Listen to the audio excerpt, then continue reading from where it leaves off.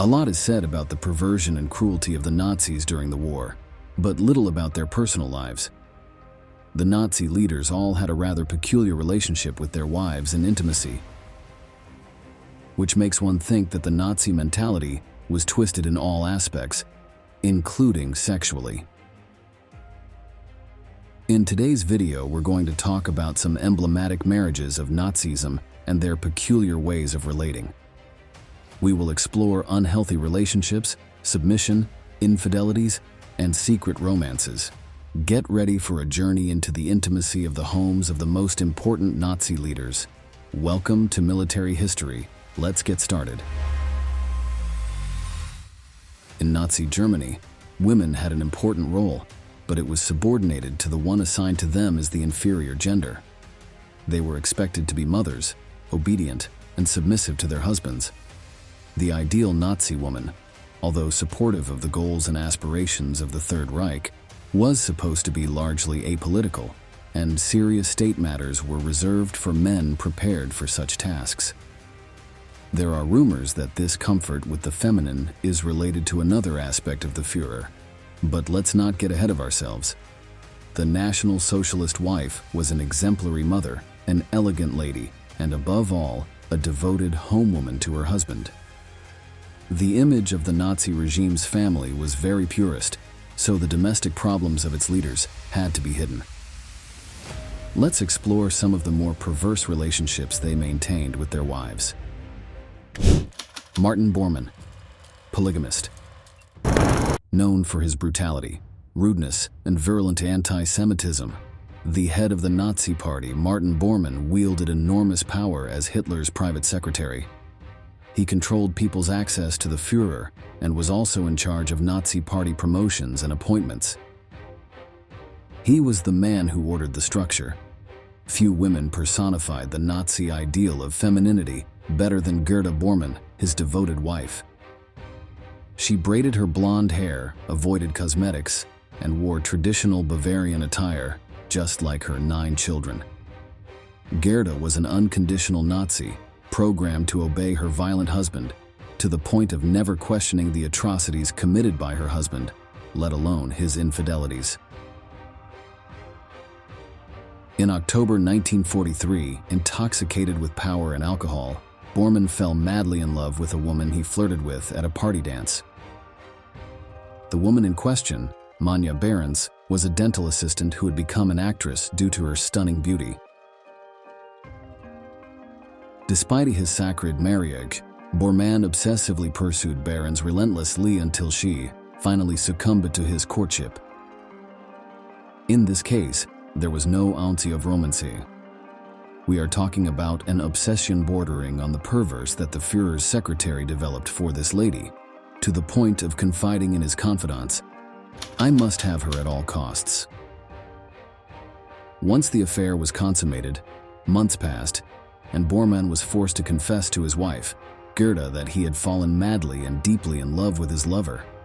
Gerda, instead of feeling hurt or worried, had an innovative solution. Why not form a polygamous household together?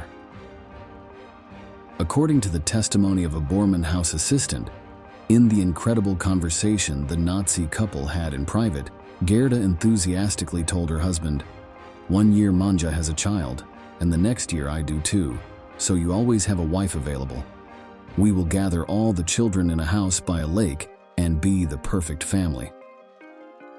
This statement suggests that the Nazi doctrine that saw women only as housewives and vessels for perfect children had taken hold in Gerda Bormann. The Nazi lady even suggested drafting a contract that would grant the mistress the same rights as the legitimate wife, and even suggested to her husband that a law should be passed in Germany giving healthy and valuable men the right to have 2 wives to perpetrate a superior Aryan race. For Bormann, a man with an unbridled libido that he perversely satisfied, it was a seductive idea. However, the trio did not last long. The mistress, Manja, had problems with the arrangement, feeling uncomfortable and harassed by the corrupt Nazi couple, and left. Such were the calamities proposed by Bormann and his wife that Behrens preferred to exile herself and work 15-hour shifts in an armament factory rather than continue with the influential marriage of the Third Reich. Heinrich Himmler, false celibate. Heinrich Himmler was not always the fearsome Reichsfuhrer of the SS, one of the main responsible for the Holocaust and the architect of extermination camps. There was a time when he was a sensitive boy who in his early years was weak, nearsighted with a weak chin, and like many other Nazi leaders, had little to do with the Aryan ideal. What cannot be denied is that he loved order, and his mother, who pampered him excessively, adored him.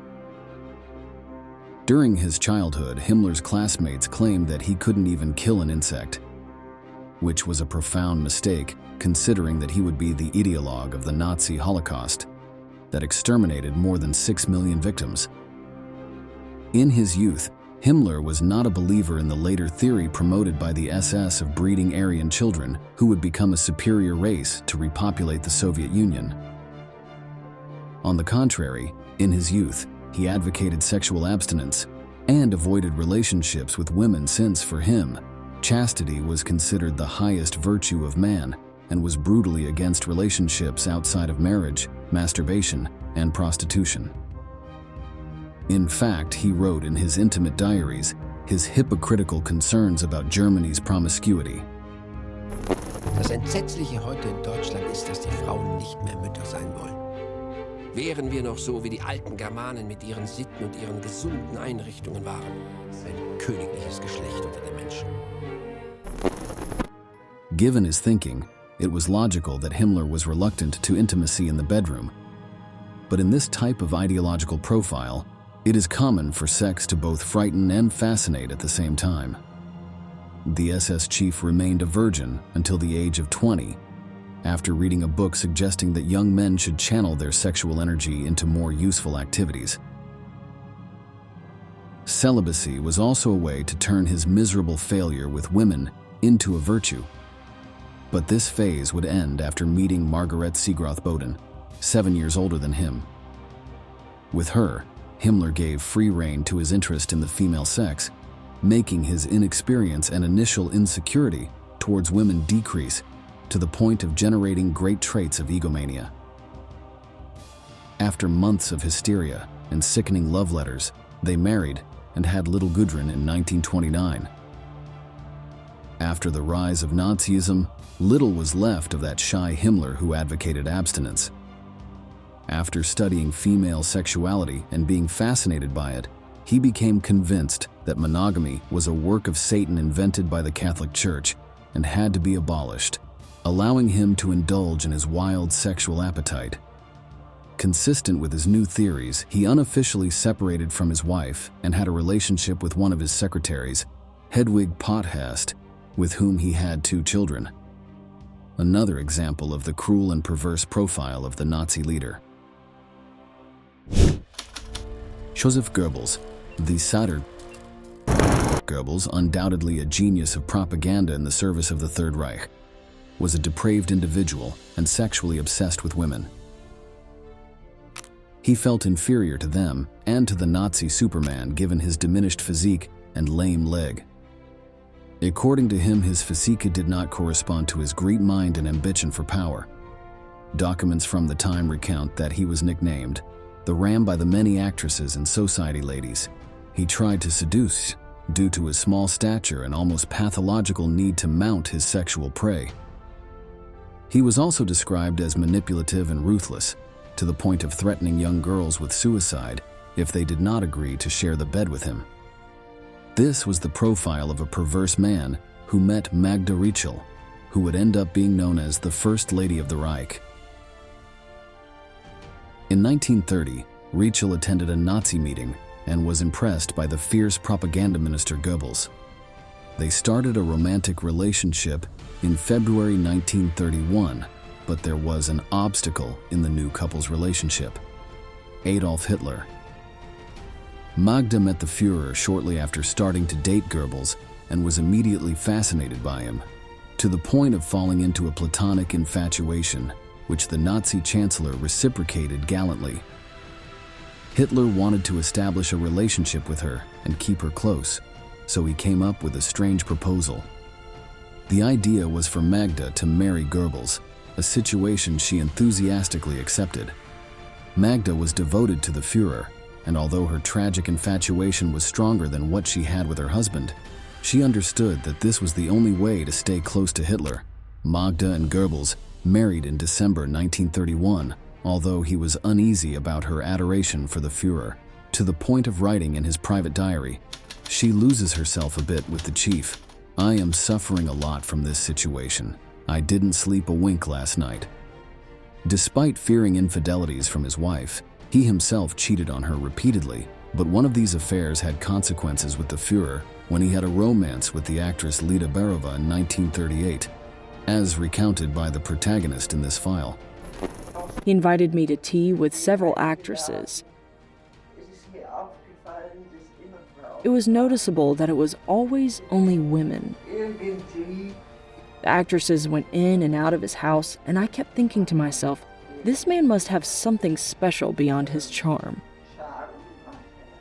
Of course, some actresses also wanted to use his position as Reich's propaganda minister, and thus head of the film industry for their advantages, Goebbels was smart, very smart, and a great man, but I never loved him. Through sinister, Goebbels confessed the relationship to his wife and asked her if the three could coexist, proposing a polygamous relationship.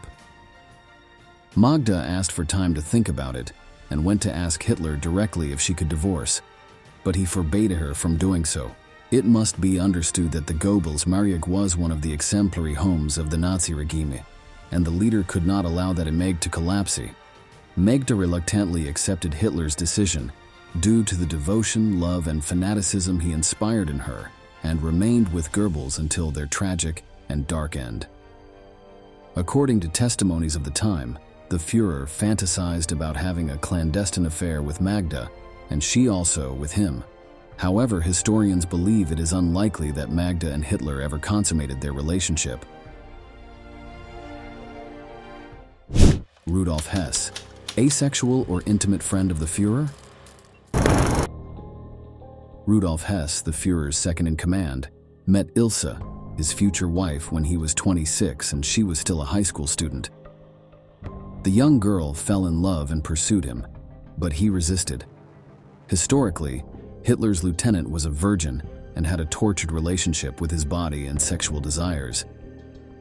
The couple dated for several years, during which Hess showed no interest in sex, but they were bound by a much stronger and sinister shared love. Hess and his girlfriend saw Hitler giving a lecture for the first time around 1920 and immediately fell under his spell. It was their shared response to the Führer that forged an unbreakable bond between them and sustained their asexual relationship. However, after 7 years without sex, Hess did not seem close to proposing to Ilse. As they formed what would be the National Socialist Party in 1927, while Ilse, Hess, and Hitler dined in a cafe, the Nazi leader took the woman's hand, put it on Hess's hand, and proposed marriage. None of the fanatics could refuse, and by December of that same year, both devout Nazis had married. They moved into a small apartment in Munich, but as Hess's aversion to sex persisted, Ilse complained to a friend that she felt like a convent girl.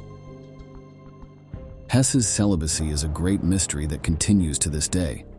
However, there is a strong and surprising theory. There is a question that has circulated in the heads of the most famous historians for decades. What was the true nature of the relationship between Adolf Hitler and Rudolf Hess? It is widely known that the latter was a kind of god to the former. Hess felt an immeasurable admiration for Hitler, as demonstrated by the fact that he was the first to use the expression "mein Führer," my guide, or my chief. When he mentioned the dictator, this shy follower who hated speaking in public seemed on the brink of amorous ecstasy. There are not grandiloquent enough words to describe the happiness that overwhelmed him for belonging to the innermost circle of the Wolf, the nickname for Hitler. As he pointed out at the end of his speeches, on the verge of hysteria, with the owner of the Third Reich sitting by his side who listened with a shy smile to the shower of praise. One could say that he even blushed when receiving public accolades from the most faithful of his men. In the end, Hess was not simply a high-ranking official. The Führer never showed affection in front of the public. In fact, he literally avoided demonstrations of human warmth. His dog Blondie, the children, and strangely Rudolf Hess were the only ones who enjoyed gestures of affection in his public appearances. The relationship between Hitler and Hess has sparked much discussion over the years, so much so that there has even been speculation about a possible homosexual bond between them.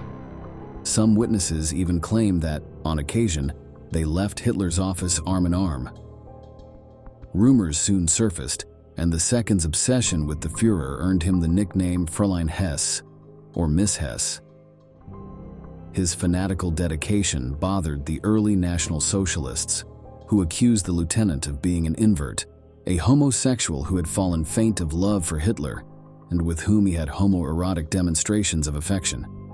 The fact that it took him 10 years to have a child with his wife Ilse only fueled those rumors.